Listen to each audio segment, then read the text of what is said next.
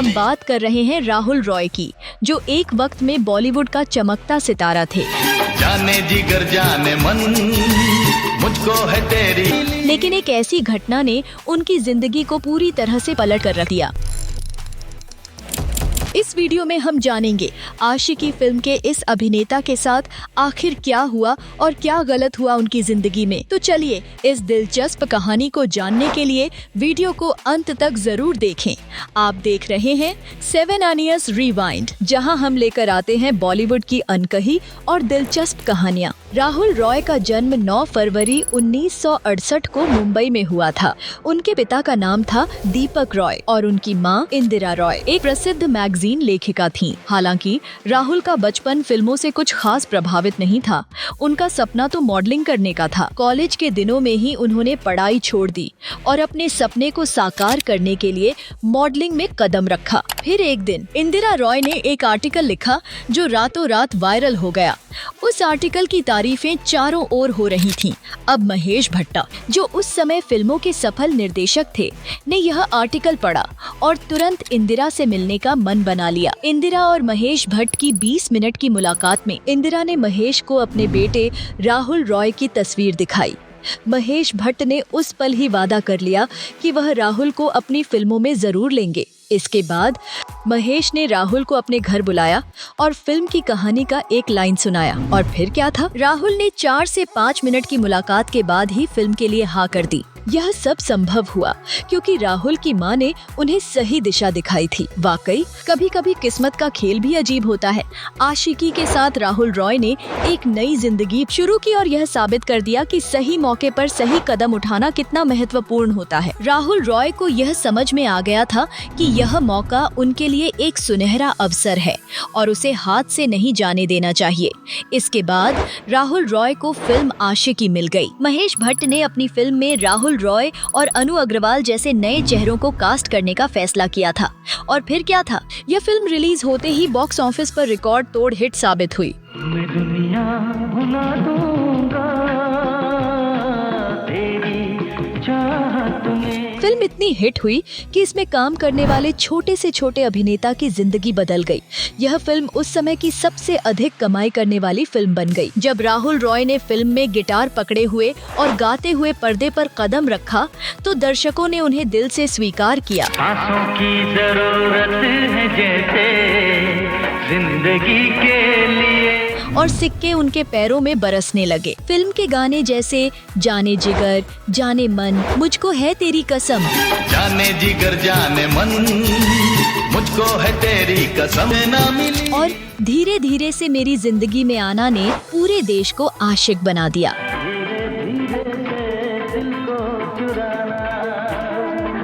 इन गानों ने न सिर्फ फिल्म को हिट किया बल्कि राहुल रॉय को भी एक सुपरस्टार बना दिया। आशिकी का हर गाना लोगों के दिलों में हमेशा के लिए बस गया और फिल्म ने 6 महीने तक थिएटर में धूम मचाई। यह फिल्म सिर्फ एक सफलता की कहानी नहीं थी बल्कि एक नई शुरुआत थी जिसने राहुल रॉय को एक स्टार से भी ऊपर का दर्जा दिलाया। राहुल रॉय की जिंदगी एक दिन में बदल गई और वह रातों रात सुपरस्टार बन गए। हालांकि उन्हें फिल्म आशिकी के लिए सिर्फ 10,000 रुपए मिले थे, लेकिन इसके बाद उनकी किस्मत ने एक जबरदस्त मोड़ लिया। बड़ी बड़ी फिल्में और निर्देशकों की टीम उनके दरवाजे तक पहुंचने लगी। अचानक से वह इतने लोकप्रिय हो गए कि हर कोई उनके साथ काम करने के लिए बेताब था। राहुल रॉय के लिए यह स्टारडम एक सपने जैसा था। फिल्म आशिकी के बाद उन्हें एक साथ 60 फिल्मों के ऑफर मिले और उन्होंने इनमें से 49 फिल्में साइन कर दी। वह इतनी सारी फिल्में इसलिए साइन करना चाहते थे ताकि उनके पास काम की कमी न हो और वह खाली बैठने से बच सकें। हालांकि आशिकी की हिट के बाद भी वह 6 महीने तक घर पर बैठे रहे जब तक उन्हें कोई फिल्म नहीं मिली थी और यह घबराहट उन्हें ज्यादा देर तक नहीं भा रही थी। इसीलिए उन्होंने एक साथ इतनी फिल्मों पर साइन करके ऐसा रिकॉर्ड बनाया जो आज तक नहीं टूटा। 1992 में राहुल रॉय ने सपने साजन की फिल्म की जिसमें उन्होंने करिश्मा कपूर के साथ स्क्रीन शेयर की। इस फिल्म ने भी काफी शोहरत बटोरी थी और इसके गाने भी सुपरहिट हो गए। है नशा मेरी निगाहों में। फिर 1993 में उन्होंने फिर तेरी कहानी याद आई में पूजा भट्ट के साथ अभिनय किया। इस फिल्म में वह एक फिल्म निर्देशक के किरदार में नजर आए और उनके अभिनय को सराहा गया। राहुल रॉय की यात्रा न केवल एक स्टार बनने की थी, बल्कि यह एक सीख भी थी कि सही समय पर किया गया सही निर्णय आपकी पूरी जिंदगी बदल सकता है। कहा जाता है कि फिल्म फिर तेरी कहानी याद आई महेश भट्ट की अपनी ही जिंदगी पर आधारित थी, जिसमें उन्होंने अपनी और प्रवीण बॉबी की लव लाइफ को पर्दे पर उतारा था। महेश भट्ट ने अपनी फिल्म के माध्यम से अपनी कहानी को इस तरह से पेश किया ताकि वह दुनिया को यह बता सकें कि वह एक अच्छे इंसान है और प्रवीण बॉबी सच में मानसिक समस्याओं से जूझ रही थी। इस फिल्म ने महेश भट्ट की व्यक्तिगत और व्यावसायिक छवि को एक अलग ही दिशा दी। इसके बाद राहुल रॉय ने फिल्म जानम में काम किया और इस फिल्म के गाने भी काफी लोकप्रिय हुए। राहुल रॉय की फिल्मों में हमेशा उनकी आवाज और गानों की भूमिका अहम रही और यही कारण था कि उन्होंने सुपरस्टार का दर्जा हासिल किया। उनके गाने ही थे जो उन्हें प्रसिद्ध करने में मददगार साबित हुए थे। हालांकि लगातार फिल्मों के बाद भी राहुल रॉय को अपनी डेब्यू फिल्म जैसा सफलता नहीं मिल सका। धीरे धीरे उनकी फिल्मों का फ्लॉप होना शुरू हो गया और वह निराश होने लगे। इस समय महेश भट्ट ने एक बार फिर उनकी मदद करने का फैसला लिया और राहुल रॉय के करियर को नया मोड़ देने के लिए फिल्म जुनून बनाने का सोचा। महेश भट्ट ने सावधानी पूर्वक राहुल की भूमिका को एक नई दिशा देने का प्रयास किया ताकि वह एक बार फिर से सिनेमाई दुनिया में अपना खोया हुआ स्थान पा सके। यह एक नया चरण था उनके करियर का जो राहुल के लिए एक मौका बनकर आया। राहुल रॉय के करियर को जुनून फिल्म ने एक नई दिशा दी जिसने उन्हें गिरने से बचाया। यह फिल्म 1981 में आई और यह एक Hollywood film an American werewolf in London का रीमेक थी जिसमें राहुल रॉय इंसान से बाघ बन जाते हैं। यह फिल्म उस समय भारत में इस तरह की पहली फिल्म थी जो हॉरर और फैंटेसी का एक बेहतरीन मिश्रण थी। राहुल रॉय का बाघ बनने वाला सीन आज भी दर्शकों को दिलचस्प लगता है और यह फिल्म उन दिनों काफी चर्चा में रही। जुनून में राहुल रॉय ने श्रीदेवी, करिश्मा कपूर, शिल्पा शेट्टी, रवीना टंडन और पूजा भट्ट जैसी प्रमुख अभिनेत्रियों के साथ काम किया। तुझको पाकर दिल में अब कैसी आरज़ू।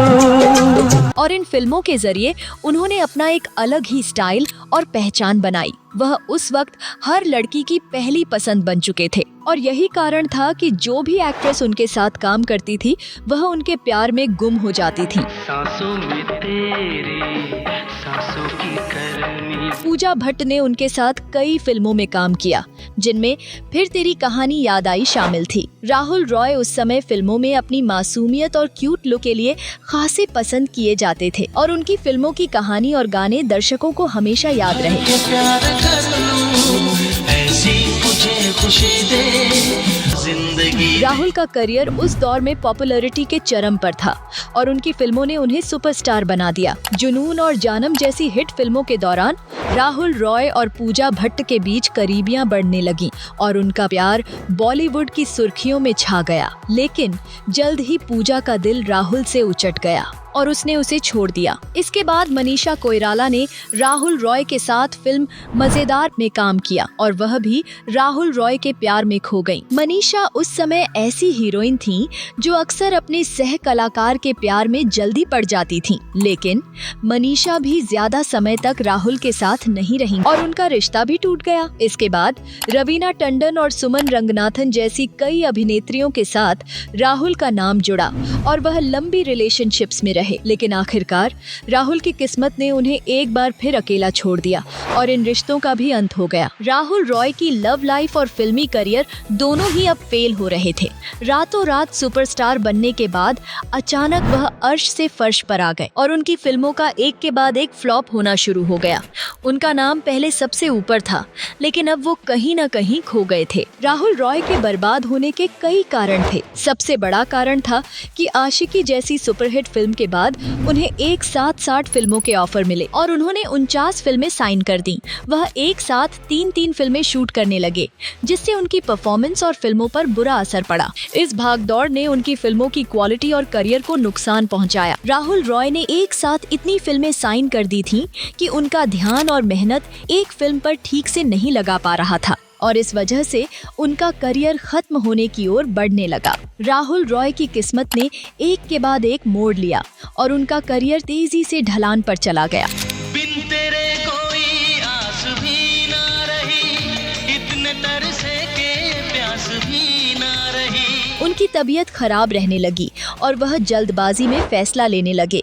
इसके परिणाम स्वरूप उन्होंने 23 फिल्में छोड़ दी, जिसके बाद डायरेक्टर उनसे नाराज हो गए और कसम खाई कि वे कभी भी राहुल रॉय के साथ काम नहीं करेंगे। दूसरी ओर उनकी लगातार 25 फिल्में फ्लॉप हो गईं और उन्हें फिल्म इंडस्ट्री में कोई काम नहीं मिला। जल्दीबाजी में फैसले लेना और एक के बाद एक सुपरहिट फिल्में साइन करना, यह राहुल की सबसे बड़ी गलती साबित हुई, जिसके कारण वह पूरी तरह से बर्बाद हो गए। उनका करियर जो एक समय में ऊंचाई पर था, अब गिरने लगा। नंबर 2, एक और दिलचस्प बात यह है कि यश चोपड़ा ने फिल्म जुनून देखने के बाद राहुल रॉय को ध्यान में रखकर ही डर फिल्म की कहानी लिखी थी। यश चोपड़ा चाहते थे कि फिल्म में सनकी विलन का किरदार राहुल रॉय ही निभाएं, लेकिन जब राहुल रॉय को फिल्म की कहानी सुनाई गई तो उन्होंने इस रोल को नकार कर दिया। बाद में यह किरदार शाहरुख खान ने निभाया और वह किरदार इतना पॉपुलर हुआ कि शाहरुख खान को रातों रात सुपरस्टार बना दिया। I love you,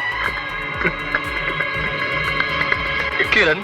राहुल को यह अफसोस हमेशा रहेगा कि अगर वह फिल्म डर कर लेते तो शायद उनका करियर फिर से पटरी पर आ जाता। नंबर 3, एक फिल्म की शूटिंग के दौरान राहुल रॉय का एक बड़ा एक्सीडेंट हो गया। उन्होंने शराब पीकर एक व्यक्ति के साथ खूब मारपीट की और अपनी गाड़ी से उसे कुचल दिया। यह घटना राहुल की जिंदगी के एक अंधेरे अध्याय के रूप में सामने आई और इसने उनकी इमेज को भी काफी नुकसान पहुंचाया। राहुल रॉय की यह कहानी हमें यह सिखाती है कि सावधानी और सही निर्णय ही सफलता की कुंजी होते हैं और बिना सोचे समझे फैसले करना कभी कभी आपकी पूरी जिंदगी को प्रभावित कर सकता है। राहुल रॉय की जिंदगी में एक और मुश्किल समय आया जब एक घटना के बाद उनकी इमेज पर गहरा असर पड़ा। एक दिन जब वह अपने दोस्तों के साथ पार्टी कर रहे थे, एक रेस्टोरेंट में उनकी माँ भी कुछ दोस्तों के साथ पहुंची। राहुल रॉय और उनकी माँ ने साथ में डांस किया और दोनों शराब के नशे में धुत होकर मस्ती का लुत्फ उठा रहे थे। लेकिन अगले ही दिन अखबारों में यह खबर छप गई कि राहुल रॉय एक उम्रदराज महिला के साथ रिलेशनशिप में हैं और दोनों एक साथ डांस करते हुए दिखाई दिए। यह अफवाह पूरी बॉलीवुड इंडस्ट्री में आग की तरह फैल गई। लोग नैतिकता और संस्कारों के बारे में तरह तरह की बातें करने लगे और यह कहानी वायरल हो गई कि राहुल रॉय अपनी मां के साथ रिश्ते में हैं। राहुल रॉय ने इस पर गहरी नाराजगी जताई और कहा कि कम से कम यह तो जानना चाहिए कि वह महिला कौन थी। लेकिन इससे पहले कि उनका पक्ष सामने आता, यह अफवाह पहले ही सिनेमा जगत में फैल चुकी थी और उनकी इमेज पर एक गहरा दाग लग चुका था। लोगों ने इस घटनाक्रम को उनकी परवरिश का नतीजा मान लिया और राहुल रॉय की सामाजिक छवि को चोट पहुंची।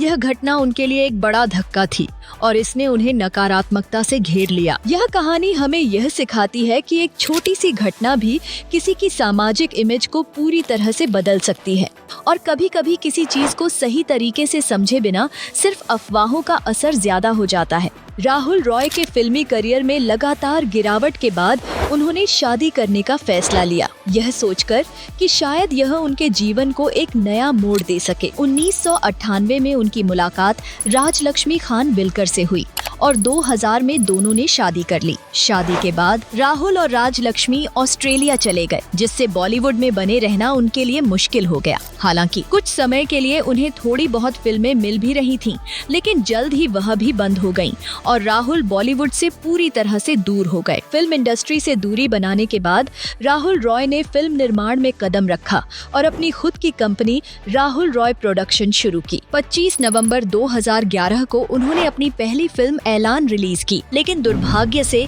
उनकी यह कंपनी भी पार्टी बनकर डूब गई और राहुल एक बार फिर से बर्बाद हो गए। शादी के 14 साल बाद राहुल की पत्नी ने उन्हें छोड़ने का फैसला लिया और दोनों के बीच तलाक हो गया। यह उनकी जिंदगी का तीसरा बड़ा झटका था। तलाक के बाद राहुल ने 2016 में साधना सिंह से शादी की, लेकिन राहुल की जिंदगी में और मुश्किलें थीं क्योंकि 2020 में एक फिल्म की शूटिंग के दौरान उन्हें अचानक ब्रेन स्ट्रोक हुआ और उनकी हालत गंभीर हो गई।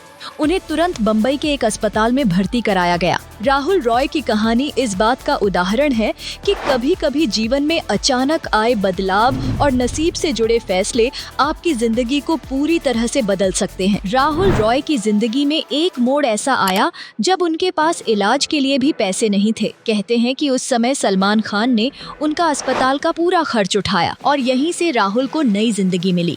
वह अभिनेता जो एक वक्त में रातों रात सुपरस्टार बने थे, अब संघर्ष के दौर से गुजर रहे थे। राहुल रॉय का वो समय भी आया जब उन्होंने भोजपुरी फिल्मों का रुख किया और फिल्मों में बने रहने के लिए उन्होंने C ग्रेड और D ग्रेड फिल्मों तक में काम किया। लेकिन उनकी किस्मत का सितारा एक बार डूबा तो फिर कभी दूसरी बार चमका नहीं।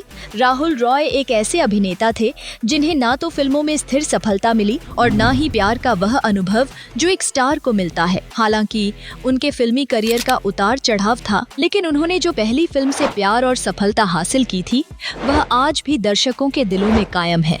यहाँ तक कि जब उन्होंने 2006 में बिग बॉस में एंट्री ली तो दर्शकों ने उन्हें इतना पसंद किया कि वह बिग बॉस के विनर बने। इसके बाद उन्हें लगा कि अब फिल्मों में उनके लिए अच्छे मौके आएंगे, लेकिन इसके बावजूद उनकी किस्मत ने साथ नहीं दिया और उनका करियर दिन ब दिन ढलता चला गया। राहुल रॉय की यह कहानी हमें यह सिखाती है कि सफलता और असफलता दोनों जीवन का हिस्सा होते हैं और कभी कभी जब हम सबसे ज्यादा उम्मीद करते हैं तो वही पल सबसे ज्यादा खाली साबित हो जाते हैं। राहुल रॉय एक फिल्म की वजह से बॉलीवुड में सुपरस्टार बन गए थे, लेकिन उसके बाद उनका करियर पूरी तरह से डाउनफॉल पर चला गया और वह कभी भी फिर से लाइमलाइट में नहीं आ सके। आशिकी उनकी एकमात्र फिल्म थी जिसने उन्हें बॉलीवुड में अमर बना दिया और उन्हें वन टाइम स्टार की उपाधि मिल गई।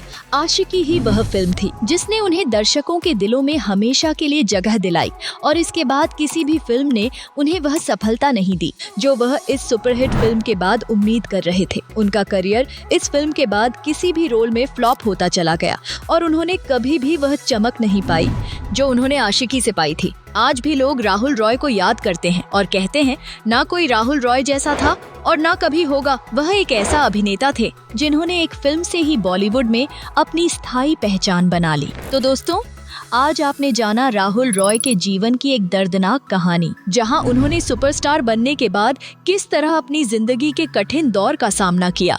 उनके करियर की ऊंचाई से लेकर गिरावट तक हर मोड़ पर उन्होंने अपनी पहचान बनाई और खो दी। अगर आपको यह वीडियो पसंद आया हो तो इसे लाइक करें, शेयर करें और हमारे चैनल 7 NES Rewind को सब्सक्राइब करना न भूलें। हम आपको लाते रहेंगे ऐसी ही दिलचस्प और प्रेरणादायक कहानियाँ। तो जुड़े रहिए हमारे साथ।